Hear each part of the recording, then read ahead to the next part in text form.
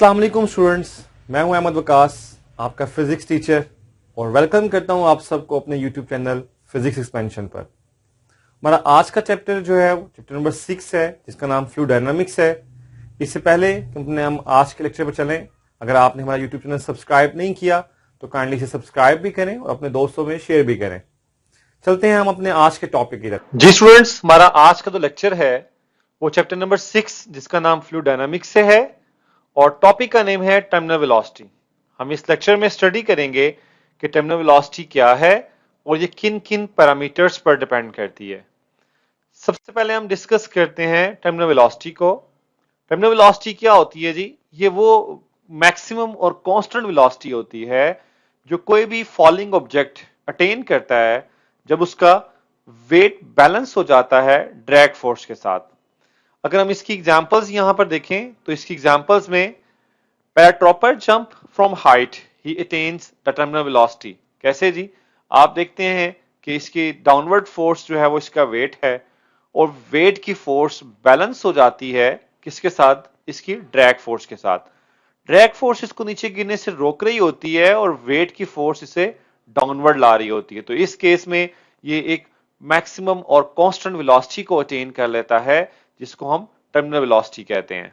हम इसके मजीद एक्सप्लेनेशन की तरफ चलते हैं तो हम कंसीडर करते हैं कि एक फोक ड्रॉपलेट है जो कि डाउनवर्ड फॉल कर रहा है। ये रैपिडली फॉल करता है क्योंकि इसकी जो ग्रेविटेशनल फोर्स या फोर्स ऑफ ग्रेविटी है वो इस ड्रॉपलेट को डाउनवर्ड पुल कर रही होती है।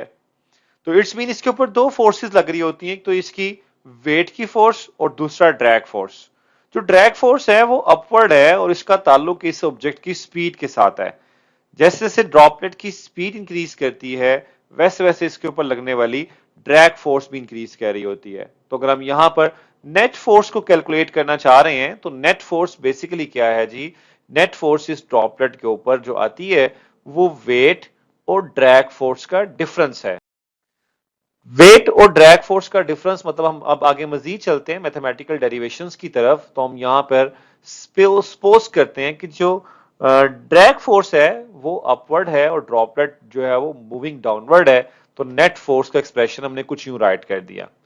जैसा कि हमने कहा कि ये जो ड्रॉपलेट डाउनवर्ड फॉल कर रहा है इसकी जो स्पीड है वो टर्मिनल स्पीड तब बन जाती है जब इसके ऊपर नेट फोर्स जीरो लग रही हो। यहां पे दो एग्जांपल्स दी गई हैं कि अगर आप एयर जो है वो ऑफवर्ड कर रही है एक ड्रैग फोर्स जो कि अपवर्ड डायरेक्शंस में है, मतलब ब्लू जो एरो है ये शो कर रहा है ड्रैग फोर्स को, और डाउनवर्ड फोर्स जो है वो फोर्स ड्यू टू ग्रेविटी है।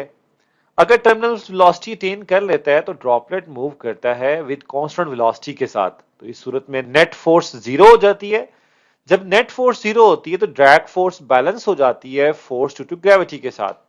इस सूरत में हम यहां पे ये मेंशन भी करते हैं कि अगर आपके पास जो है वो ड्रैग फोर्स बैलेंस हो गई है तो नेट फोर्स जीरो हो गई। तो इस इट्स मीन जो इसकी वेलोसिटी है इस वेलोसिटी को हम नाम देते हैं टर्मिनल वेलोसिटी का। और जब टर्मिनल वेलोसिटी ऑब्जेक्ट अचीव कर लेता है तो हम यहां पे ये पॉइंट भी ऐड कर सकते हैं कि इसका नेट एक्सेलरेशन जीरो हो जाता है। अगर मैं इस फॉर्मूले में नेट फोर्स को जीरो पुट कर रहा हूं तो mg मतलब वेट बैलेंस हो जाता है इसकी ड्रैग फोर्स के साथ। हमें कैलकुलेट करनी है टर्मिनल वेलोसिटी, तो mg ओवर 6 पाई ईटा r के बराबर आ गई। अब यहां पे अगर हमें मास का पता हो तो हम इजीली टर्मिनल वेलोसिटी को कैलकुलेट कर सकते हैं। मास के कांसेप्ट को इंट्रोड्यूस करवाते हैं कुछ इस तरह से कि हमने पढ़ा हुआ है डेंसिटी को, और अगर डेंसिटी रो है और वॉल्यूम v है तो mass m is equal to rho multiply by v आ गई। अब अगर मैं यहां पर वॉल्यूम की बात करूं तो volume of the spherical object जो है वो वॉल्यूम 4/3 पाई आर क्यूब होता है। तो इस सूरत में मास की वैल्यूज बन गई रो इंटू 4/3 पाई आर क्यूब। अब ये वैल्यूज ऑफ मास पुट करते हैं लास्ट इक्वेशन के अंदर तो हम क्या हासिल करते हैं? यहां पे ये हासिल करते हैं कि VT is equal to rho into 4/3 pi r cube multiply by G over 6 pi eta r. यहां से एक r कट जाता है तो r स्क्वायर रिमेनिंग रह जाता है, और यहां से 2 3s are 6, नीचे रेसिप्रोकल में 3 आ गया तो 3 को जब 3 से मल्टीप्लाई किया तो हमारे पास आंसर 9 ईटा आ गया।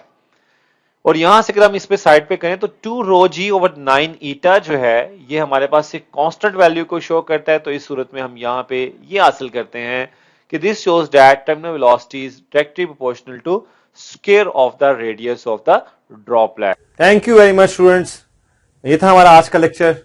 उम्मीद है कि आपके लिए फायदेमंद रहा होगा। अपनी कीमती राय से हमें कमेंट सेक्शन में जरूर आगाह करिएगा। अपना ख्याल रखिएगा। अल्लाह हाफ़िज़।